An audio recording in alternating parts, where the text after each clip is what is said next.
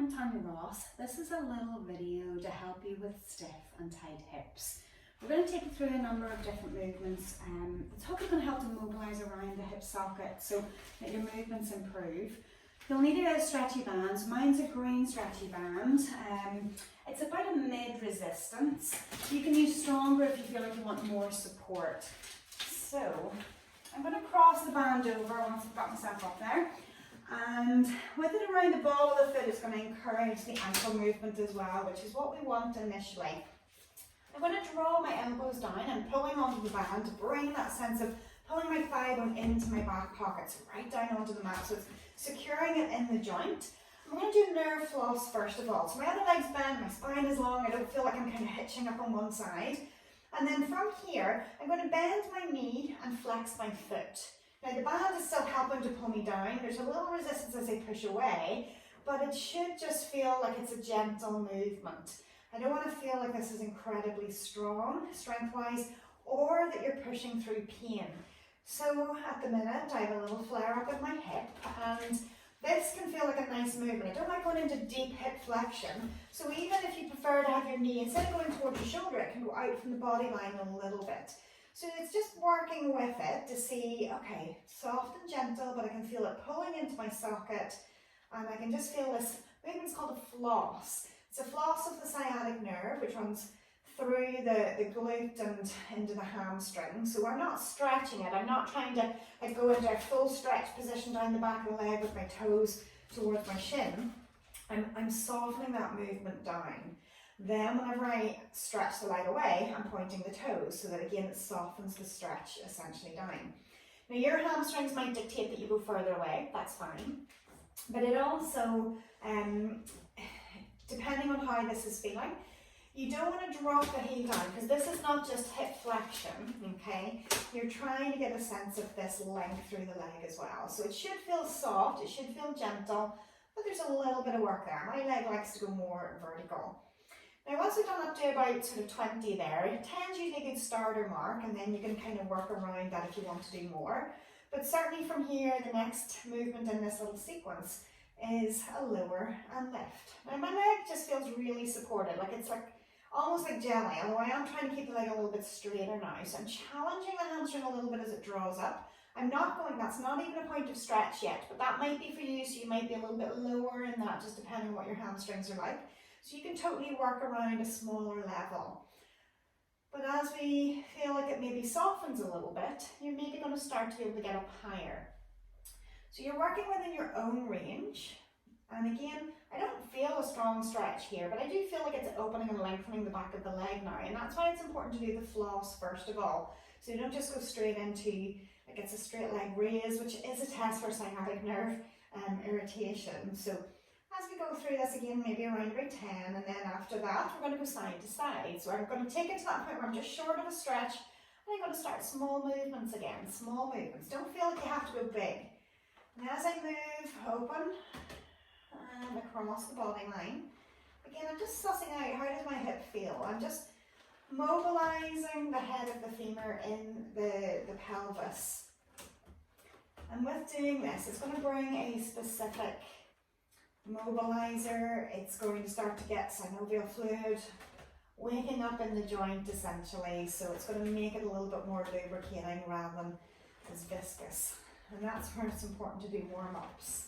So this is quite nice as a little routine for stiff hips, even if it's a warm-up before exercise, or if it's just in the morning when you get up, or at any point through the day if you feel like you're stiffening up. So again, maybe around about 10. And then once we're done there, and again, this is totally dictated by what it feels. If it feels that you can go all the way out there and you're not getting a significant stretch, then that's fine. The next movement then is to take it into little circles.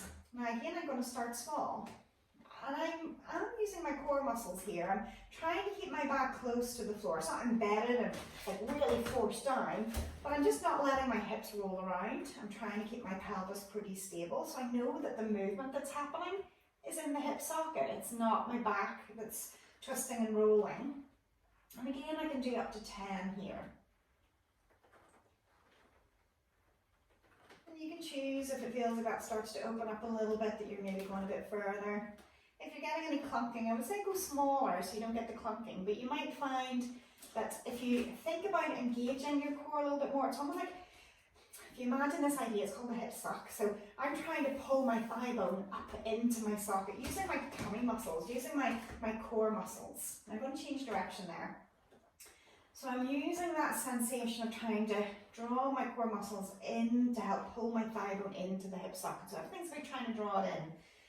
When hips get stiff and tight, the thigh bone can drift slightly forward in the acetabulum, in the cup, if you like, of the socket.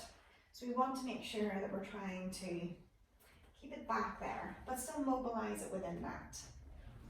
If my other leg was getting in my way, for example, even here I could go to straighter, but it's going to put a little bit more of a stretch on when I get to that higher end phase, so just notice that.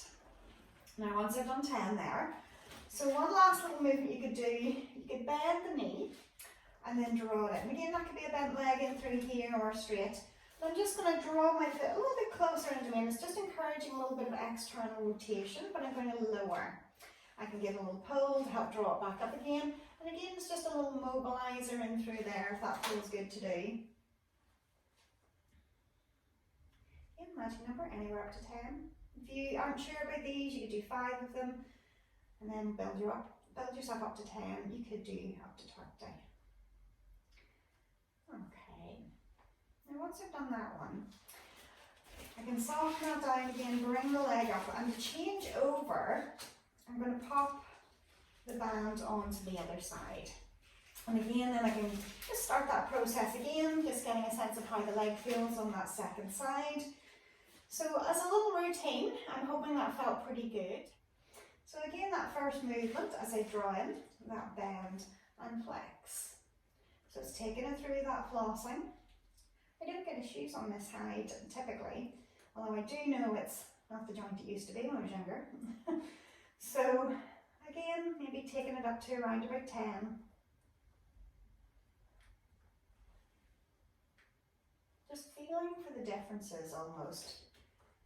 Now once I've done 10 and through there, so then I'm going to do the little lower and lift, and again you're working within what your hamstring is telling you on the back of the thigh. So is it getting tighter, or are you getting anything nervy?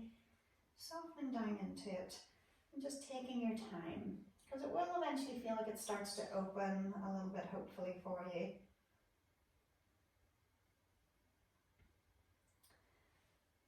You're just noticing that maybe over a few repetitions that you start to feel that you can move a little bit further.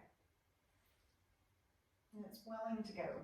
So then from there, we're going to take it across the body line and out to the side. So again, you're finding that level of sensation in the back of the leg where you know you're just on the border of a stretch, but you're not quite in there. And again, you can go as far as you want. So if you want to go wider out to the side, you can, staying pretty stable through the grounded leg and the pelvis. So again, I'm not letting my back roll to the side. I'm just trying to keep my pelvis pretty equally weighted. So I know my core muscles are doing something here to keep me in place.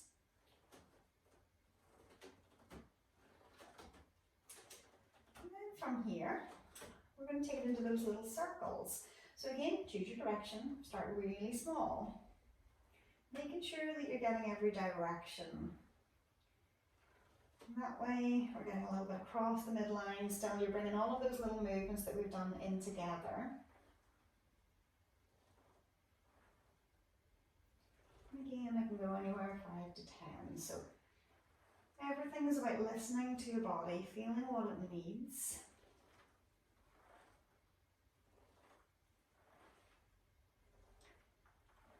And then again, changing sides and remembering that if you want to go bigger with your circles, you can always take that other leg away from you. I know for me it feels slightly better just to be here, because my right one's my stiff and tight, and it doesn't always necessarily want to do what I want it to do, especially in the morning.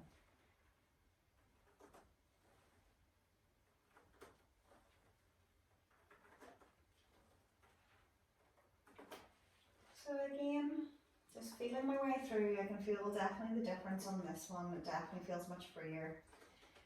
Pelvis still working to stay stable, core muscles holding me in. So when I get through to those 10, then to finish with, again that little pull in, so I can let that knee drift out to the side and then let it lower. Again, a little pull helps to draw it in.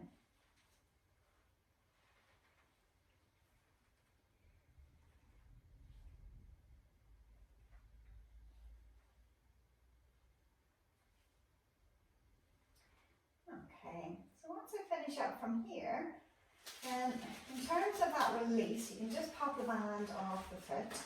And depending on how you feel from there, whether you feel like you want to open and stretch, just a, whew, good morning, a bit of a yawn. Whether you want to draw the knees in, and just take a little rock side to side. So choose what you feel like your body needs. And then just softening down with the feet on the floor. I know after that I don't like to kind of do anything, a deep hip flexion to draw me up. So if I'm going to bring myself up, I'll come up through my side. So I'm hoping that feels nice in your hips. Once you get up and move around, hopefully you're going to feel that that feels a lot looser, feels nice and warmed up, if you like. Well, I hope you liked this video, so leave me a like. Don't forget to click subscribe and opt in for the notifications, so whenever I add another video, then it'll give you a notification to say that another video has been added. But leave me a comment, let me know, did that feel useful? I'm hoping that it's helped just to get you up and moving a little bit more. Enjoy, and I'll see you again soon.